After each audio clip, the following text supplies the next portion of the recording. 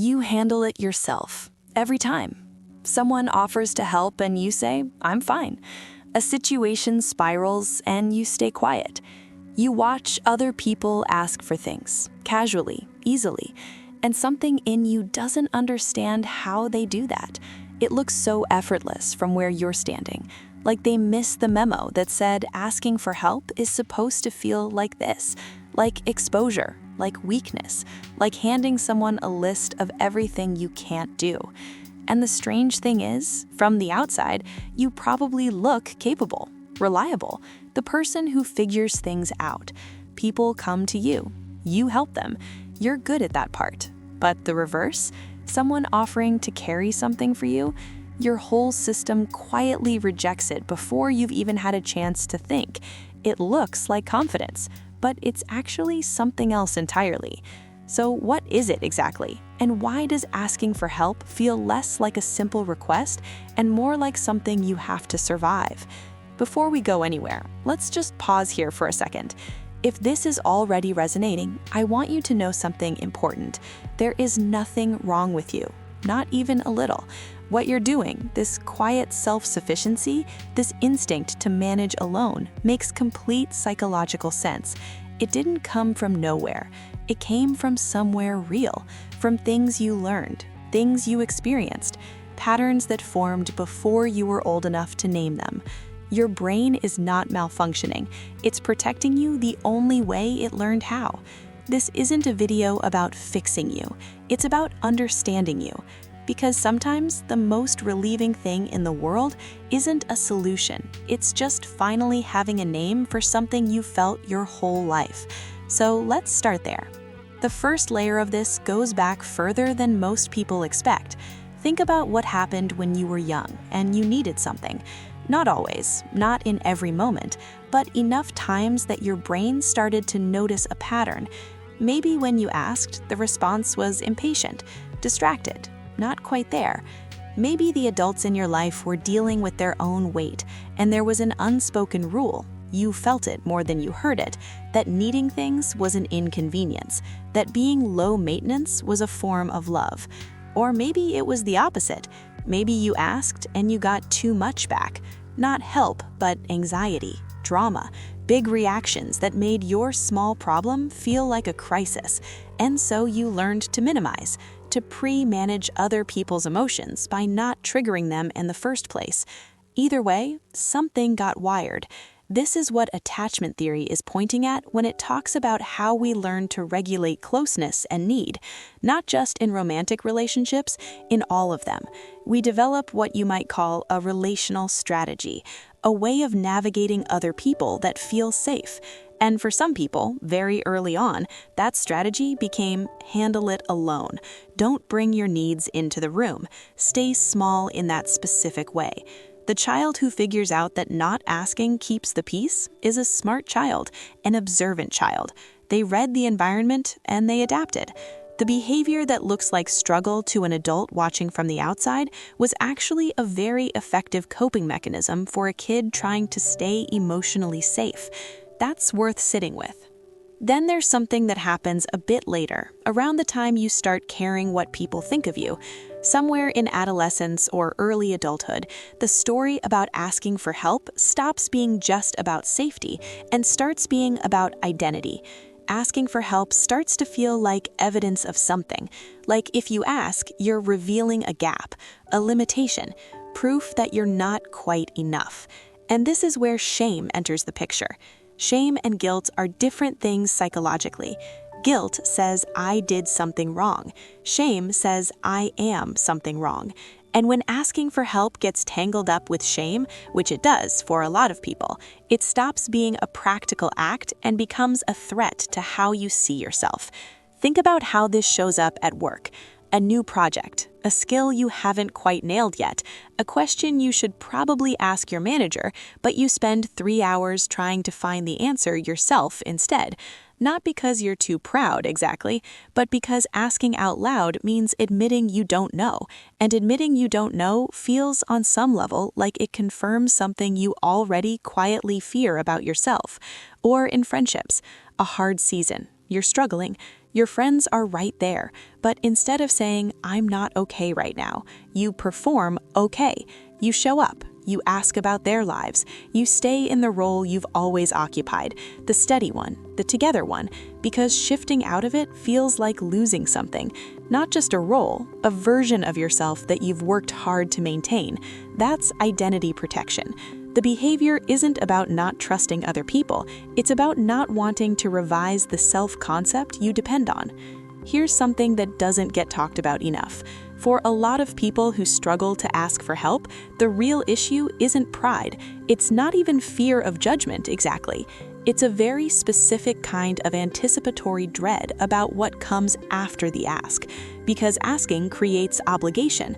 Asking creates a dynamic. Asking means someone knows you needed something, and now there's a debt. Even if they never collected, even if they never would, you feel it anyway. We're wired as social creatures to keep a rough mental ledger of what we owe and what's owed to us. It's not cold or transactional, it's actually deeply human. It's how communities have functioned for thousands of years. But for some people, that ledger becomes anxiety-inducing rather than balancing. The idea of owing someone, even someone who loves you, even someone who would never mention it, creates enough discomfort that it's easier to just not ask for help in the first place. So you do it yourself, not because you want to, but because doing it yourself means the ledger stays clean, the relationship stays uncomplicated, you stay autonomous. Think about how this shows up in the small, everyday moments. You're moving apartments, and you have friends who would absolutely help, but you make 12 trips yourself because the thought of asking people to give up their Saturday for you creates something that feels disproportionate to what the situation calls for. And you can't quite explain why. It just feels like too much to ask, like you'd be imposing, like you'd be taking up too much space. That feeling, "I don't want to be a burden," is one of the most common things people with this pattern carry, and it sounds like consideration for others. It looks like empathy, but underneath it, it's often a deep-seated belief that your needs are inherently too large, that meeting them would cost others too much, that you are at some baseline level more trouble than you're worth. That belief didn't come from logic, it came from somewhere, and it's been running quietly ever since. But here's the part nobody talks about. The decision not to ask for help is also, and this might surprise you, a form of control. And control isn't a dirty word here. Stay with me. When you handle things yourself, you know exactly what's going to happen. You know the quality of the outcome. You know the timeline. You know how it feels. There's no waiting, no uncertainty, no moment where you've handed something over and now it exists in someone else's hands and you have no idea what they're doing with it. Asking for help means tolerance of unpredictability. It means trusting that someone else will do the thing in a way that's good enough at a time that works. And for people whose nervous systems are finely tuned toward vigilance, whose background state is mild to moderate alertness, always scanning, always anticipating, that tolerance can feel genuinely difficult to access. The nervous system isn't being dramatic, it's doing what it learned to do. For some people, the early environment required vigilance. Unpredictability wasn't just uncomfortable, it was sometimes unsafe. And when the nervous system learns that watching, monitoring, staying in control of variables keeps you okay, it applies that learning everywhere, even in places that aren't actually dangerous.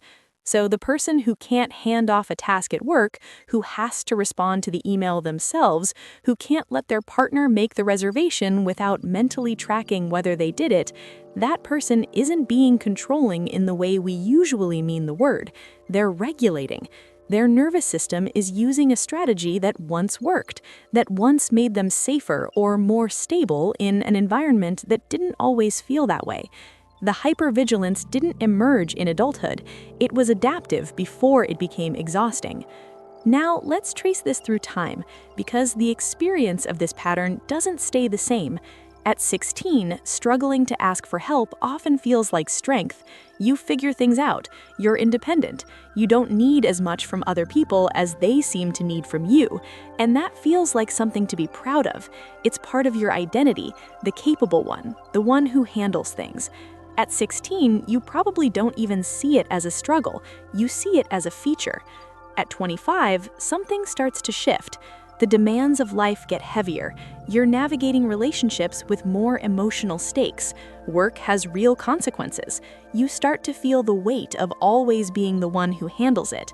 You notice that other people ask for things, from friends, from partners, from colleagues, and their lives seem, if anything, richer for it, more connected. And for the first time, a quiet question forms. Why can't I do that? Not as a criticism, just as a genuine confusion.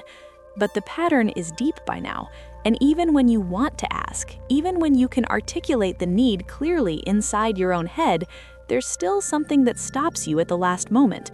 A hesitation, a story that plays out. What if they say no? What if it's inconvenient? What if they do it wrong and it would have been easier to just do it myself from the start? And so you close the door again. At 40, this can look different depending on how life has unfolded. For some people, the edges have softened. Enough evidence that asking didn't destroy anything can gradually retrain the nervous system. Asking becomes a little more available. Not easy, maybe, but possible. For others, the pattern has calcified. The role has been played for so long that it's load-bearing. Asking for help now would require revising not just a behavior, but an entire self-concept, the identity of the self-sufficient person, the one who doesn't need. And that feels like a loss, even though what you'd be losing is something that's been quietly exhausting you for decades. Both trajectories make complete sense. Neither is a failure. What most people don't realize is that this pattern is doing something for you, right now. Something real, even if it doesn't feel like it. It's regulating your emotional state. When you handle things yourself, there's a calm in that, a particular steadiness. You know where you stand, you know the variables. You don't have to manage your anxiety about someone else's follow-through. You don't have to sit in the vulnerability of having asked, waiting to see if the response will match what you need. You don't have to experience the specific discomfort of being seen. Really seen, as someone who sometimes doesn't have it together. It's like a room you know very well, a room you've lived in for years. The furniture is exactly where you expect it to be. You can move through it in the dark. And yes, maybe the room is a little lonely, maybe it's smaller than you'd like, but it's predictable. And predictability for a nervous system that's learned to run on vigilance feels like safety. Then not asking is an anchor. It keeps you stable in a very specific way. It eliminates certain risks from the table. Not all risks, you carry plenty, but the particular risk of emotional exposure, of unmet need, of disappointment in the moment of vulnerability, that one gets taken off the board, and something in your system breathes a little easier for it. This is not a personality flaw, it's not stubbornness, it's not an inability to connect, it's a very well-developed emotional regulation strategy. Your brain learned to self-contain because at some point, self-containment was the safest option available to you. And it worked. It got you here. The nervous system doesn't forget what worked.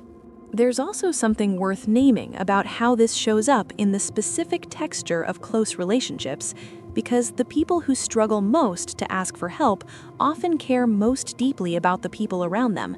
They're perceptive. They notice when someone else is struggling and they respond.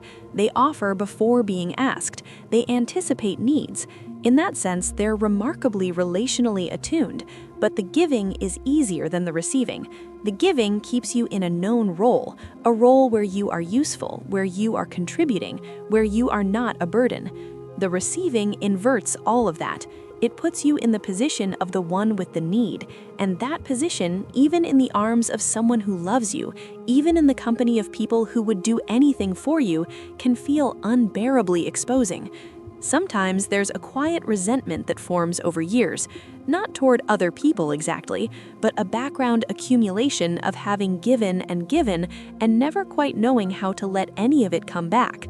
of being in relationships where people think you're fine because you've always presented as fine, of being lonely in a specific way that's hard to explain because you're surrounded by people who care about you. They just don't know what you actually need, and you've never quite been able to tell them. That loneliness is real, and it makes sense. It's the natural result of a very human strategy being applied faithfully for a very long time. So what does all of this add up to? You are someone whose nervous system learned early and thoroughly that need was something to manage carefully, that asking opened doors you couldn't always predict what would come through, that self-sufficiency kept certain kinds of pain off the table, that handling it alone, even when it was hard, even when a small part of you wished someone would just notice and step in without you having to ask, was safer than the alternative. And your brain did what brains do. It built a system. It made the behavior automatic. It made it feel like you, not like a response to something that happened, just like who you are. But it isn't just who you are, it's what you adapted to. And there's a difference, a meaningful, relieving, important difference between those two things. One means you're stuck. One means you're human. The people who never learned to ask for help didn't miss a lesson. They didn't develop a flaw. They developed a skill that served a real function. The skill was, I can do this myself. I won't depend on something I can't predict. I won't risk the particular pain of needing and not receiving. I will be okay because I will make myself okay. That's not weakness wearing a disguise. That's a person who figured out how to survive their circumstances. And the fact that it's become effortful to undo, that it persists even now, even in safer situations, even with people who have shown you they're reliable, that's not failure either. That's just what deeply learned patterns do. They run. They keep running long after the original context is gone. There's nothing to fix here. This was just about seeing it, about understanding what it is, where it came from, what it's been doing for you. Because sometimes that understanding, that quiet moment of, oh, that's what this is worth more than any strategy. You're not someone who can't connect. You're someone who learned to protect yourself through self-containment, and you got very good at it, and part of you is still running that program because it's familiar and it works, and it has kept you safe in all the ways that mattered. That's not a flaw you need to correct. It's a chapter of your story, and you don't have to explain it to anyone. You don't have to fix it on a timeline. You don't have to locate the original wound and resolve it before you're allowed to be okay. You're already okay. The struggle to ask for help doesn't make you broken. It makes you someone who learned, carefully, intelligently, as a matter of survival, that some doors were safer left closed. What you do with that understanding now is entirely, quietly, yours.